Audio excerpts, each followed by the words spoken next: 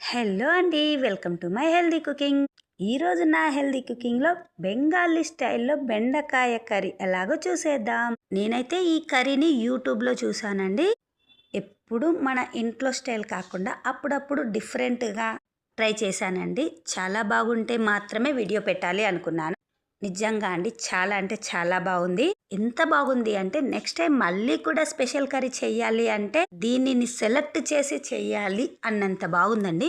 చూస్తున్నారు కదా, నేనైతే బెండకాయలను రెగ్యులర్ కట్టింగ్ కాకుండా డైమండ్ కట్టింగ్లో కట్ చేసుకున్నాను. వాటిని కొంచెం ఆయిల్ వేసి బ్రౌన్ రంగు వచ్చే వరకు ఫ్రై చేసుకున్నాను. ఇంకా ఒక కడాయిలో ఆయిల్ వేసేసి సన్నగా తరిగిన ఉల్లిపాయలు, జీలకర్ర పొడి, ధనియాల పొడి, కారం పొడి, ఉప్పు, పసుపు అన్ని రుచికి సరిపడా వేసుకోవాలండి. మన బెండకాయ క్వాంటిటీని బట్టి ఇలా కొంచెం ఫ్రై చేసుకున్న తర్వాత మసాలా మాడక ముందే కొన్ని వాటర్ యాడ్ చేసుకున్నాను.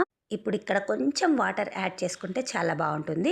నెక్స్ట్ టమాటోస్ని నేనైతే ఒక 4 టమాటోస్ని ఇలా మిక్సీ పట్టేసుకున్నాను.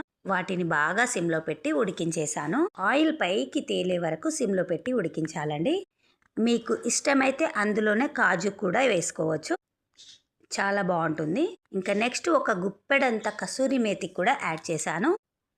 ఇలా సిమ్లో పెట్టి ఆయిల్ పైకి తేలే వరకు ఉడికిన తర్వాత మనం ఫ్రై చేసి పెట్టుకున్న బెండకాయల్ని యాడ్ చేసుకోవాలి. మీకు కొంచెం లూజ్గా గ్రేవీగా రావాలి అంటే కొంచెం వాటర్ యాడ్ చేయండి. ఇంకా బెండకాయ ముక్కలు అన్నీ కూడా అబ్జర్వ్ చేసుకున్న తర్వాత నేనైతే ఒక కప్పు పుల్లటి పెరుగుని యాడ్ చేసుకున్నాను.